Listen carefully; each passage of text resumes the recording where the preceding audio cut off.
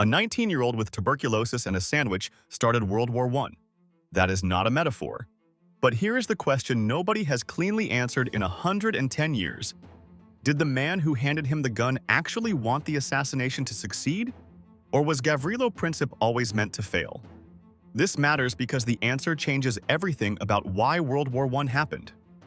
If the assassination was a genuine conspiracy with a clear chain of command, that is one story. If it was deliberately botched by the people who organized it and succeeded anyway by accident, that is a far darker one. Here is what most people get wrong immediately. The Black Hand did not recruit fanatics. They recruited sick, desperate, expendable young men who had nothing to lose. Princip had already been rejected by the Serbian military for being too small and too ill. The Black Hand found a use for him anyway. The Black Hand was founded in 1911 inside the Serbian military itself. Its official name was Dragutin ili smrt, union or death. Its symbol was a skull, a dagger, a bomb, and a poison bottle. Every initiation involved a hooded ceremony, a sworn oath, and the understanding that leaving meant execution. At its peak, the Black Hand had over 2,000 members, including generals, judges, and government ministers.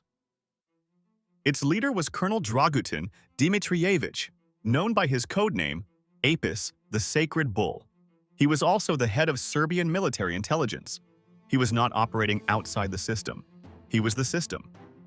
Apis had already proven what he was capable of.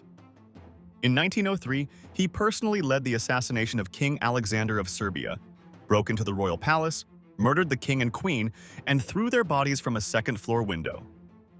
He was 27. The Serbian government promoted him afterward.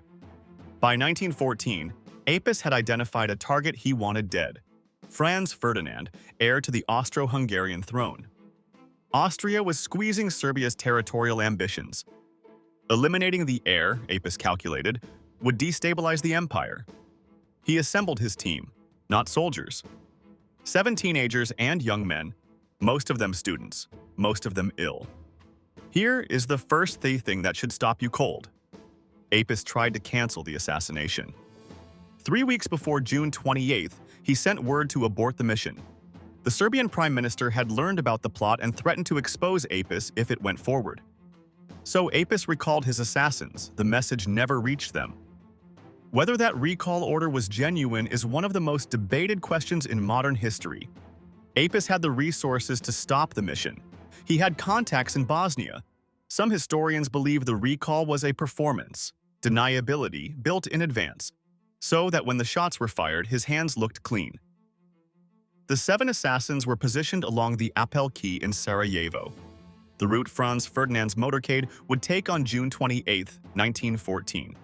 Each man had a bomb. 4 of them also had pistols.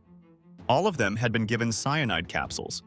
The plan was simple: kill the Archduke and die before capture. The first attempt failed spectacularly. Nedeljko Čabrinović threw his bomb at the Archduke's car. The driver saw it, accelerated. The bomb bounced off the folded convertible roof and exploded under the following car, wounding 2 officers. Čabrinović swallowed his cyanide and jumped into the river. The cyanide was expired. The river was 4 inches deep. The motorcade sped to the town hall. The other 5 assassins, scattered along the quay, did nothing. Some lost their nerve. Some couldn't get a clear shot. Princip, believing the mission had failed entirely, walked to a nearby delicatessen on Franz Josef Street and bought something to eat. The assassination appeared to be over.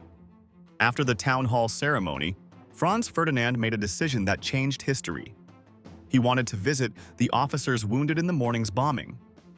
His driver was given new route instructions but was not told clearly enough. He turned onto Franz Josef Street by mistake, directly toward Gavrilo Princip standing on the pavement. The driver realized his error and braked to reverse. The car stalled. Princip was 5 feet away. He stepped forward, drew his pistol, and fired twice. The first bullet hit Sophie, the Archduke's wife, in the abdomen. The second hit Franz Ferdinand in the jugular vein. Both were dead within the hour. Now here's what the textbooks skip entirely. Austria-Hungary had been looking for a reason to crush Serbia for years. When Serbian diplomat Jovan Jovanović warned Austrian Finance Minister Bielinski about a possible assassination plot weeks before June 28th, Bielinski dismissed it. Did Austria want the Archduke protected, or did certain factions want him gone? Franz Ferdinand was not universally loved within his own empire. He was pushing for a restructured federation that would give Slavic peoples more power, which would have reduced the leverage of Hungarian elites. His death conveniently removed the one man most likely to prevent a hardline Austrian response to Serbian nationalism. Austria issued its ultimatum to Serbia on July 23rd. A list of demands so humiliating, it was essentially designed to be rejected.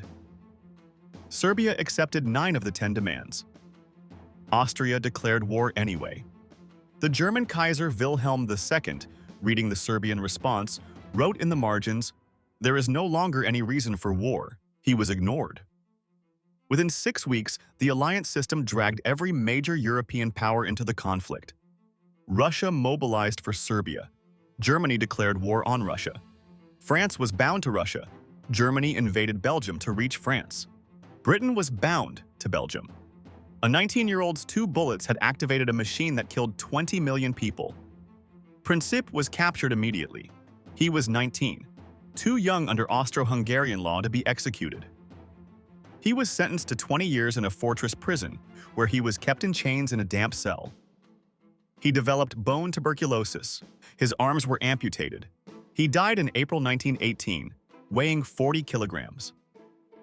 Apis survived longer, but not by much, and not because anyone wanted to protect him. In 1917, the Serbian government put him on trial for an alleged plot against the regent. Historians widely believe the charges were fabricated. He knew too much. He was executed by firing squad in June 1917, 3 years after Sarajevo. Here is the impossible question that experts still cannot cleanly resolve. Apis, facing execution, gave a partial confession stating he had indeed organized the Sarajevo assassination. But he also implied, without directly stating, that he had coordinated with figures inside Russian intelligence. If that is true, the Black Hand was not acting alone. The most disturbing implication is this: every government involved in the aftermath of June 28th had reason to want the truth buried. Austria wanted a war. Serbia wanted distance from the plot. Russia didn't want its intelligence services implicated. Germany wanted to look reactive, not complicit. 20 million people died inside a lie every major power agreed to maintain. So, did Apis want the assassination to succeed? Or was Princip always meant to fail? The honest answer is that we cannot know with certainty. His recall order exists. His execution before he could testify fully exists. His deathbed confession, partial and self-serving, exists. The documents that would resolve it were destroyed. Deliberately. A 19-year-old with tuberculosis and a sandwich started World War I. We know that part is true. What we now know is that he was placed there by men who may have wanted him to fail, who covered their tracks with executions and burned files, and who left 20 million bodies as the only evidence that something had gone exactly according to plan.